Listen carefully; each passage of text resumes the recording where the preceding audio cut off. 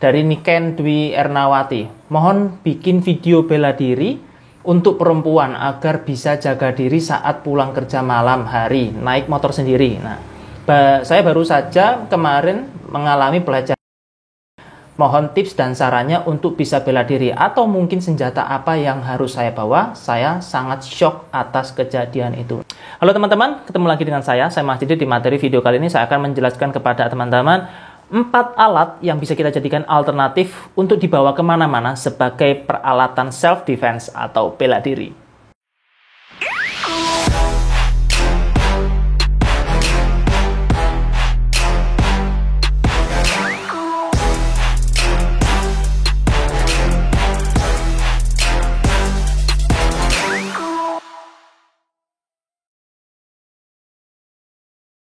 Materi ini saya dedikasikan untuk teman-teman yang membutuhkan peralatan bela diri ya, peralatan bela diri sederhana itu terutama yang ada di jalan atau terutama untuk teman-teman cewek ya, teman-teman wanita. Ini akan saya jelaskan kepada teman-teman semuanya bagaimana peralatan apa aja yang bisa kita bawa untuk membela diri. Yang pertama adalah baton stick.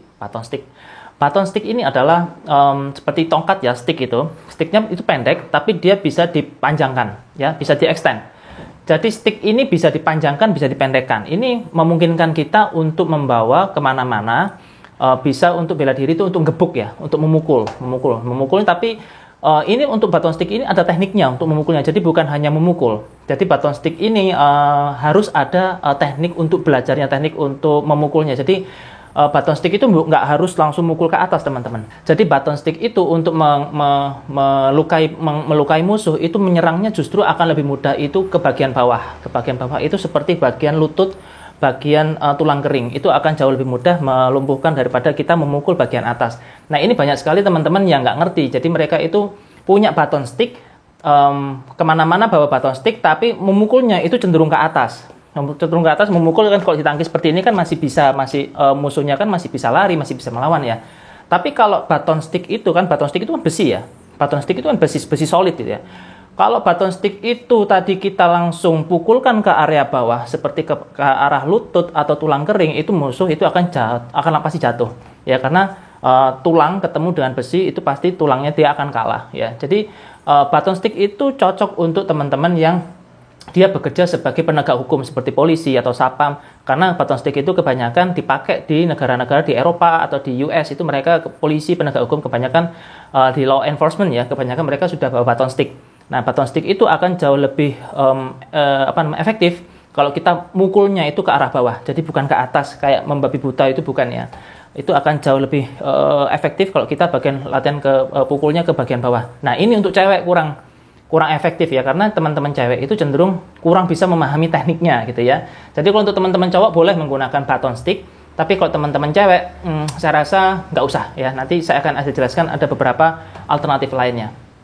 Oke, terus kemudian yang kedua untuk peralatan self defense atau perlengkapan self defense yang kedua itu adalah folding knife atau pisau lipat. Nah pisau lipat ini kan pisau lipat ini kan pisau yang untuk melukai orang, tapi posisinya dia itu ringkas ya, bisa dimasukin di kantong, bisa dimasukin ke tas gitu ya. Jadi untuk cowok cewek itu bisa, cuman sayangnya teman-teman ada hukum yang melarang. Nah ya, jadi kalau misalkan kita bawa pisau lipat terus kemudian ada razia polisi begitu ya, ada penegak hukum, kita itu bisa diancam pidana paling lama hingga 10 tahun. Jadi ada dasar hukumnya yaitu pasal 2 ayat 1 Undang-Undang DRT nomor 12 tahun 1951 atas dugaan membawa senjata penikam atau senjata penusuk dengan ancaman pidana penjara paling lama 10 tahun. Nah, itu ya. Jadi pisau lipat itu ringkas ya, tapi secara hukum kita itu melanggar hukum gitu ya. Jadi kalau yang membawa senjata tajam itu memang harusnya penegak hukum seperti mungkin satpam, terus kemudian polisi atau tentara. Mereka kan ada membawa sangkur gitu ya. Ada undang-undangnya sendiri yang memperbolehkan mereka itu membawa senjata tajam. Sedangkan untuk masyarakat sipil itu sebaiknya tidak membawa ya, karena kalaupun membawa itu bisa kita itu dalam kena pasal ini teman-teman.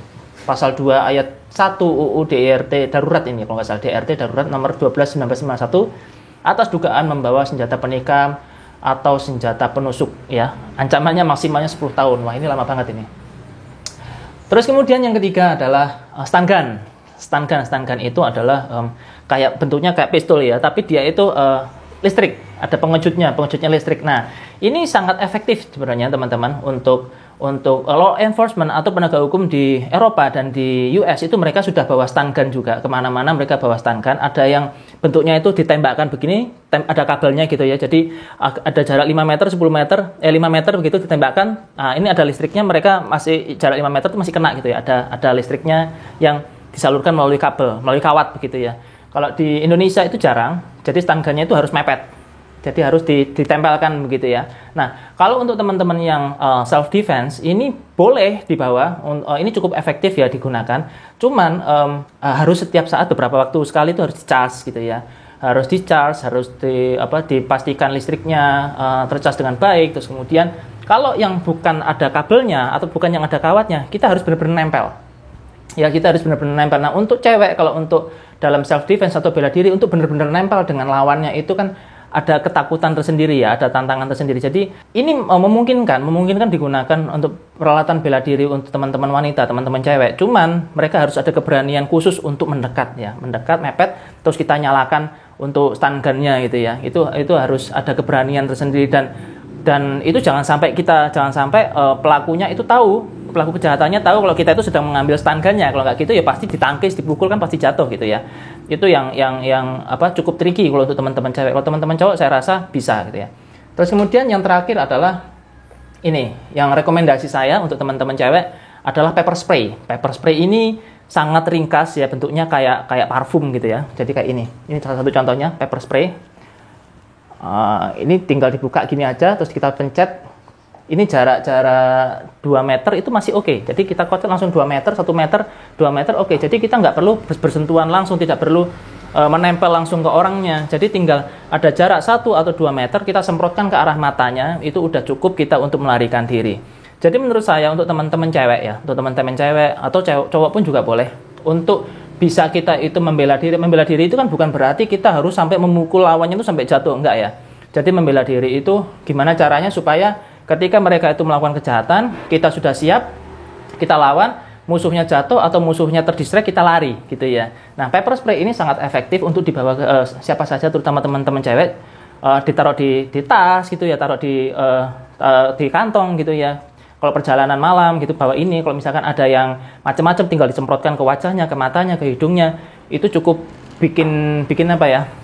Bikin nggak bisa melihat ya, jadi nanti untuk beberapa saat itu dia nggak bisa melihat, merasa terganggu matanya, hidungnya segala macam, itu memberikan kita cukup waktu untuk melarikan diri atau meminta pertolongan ya.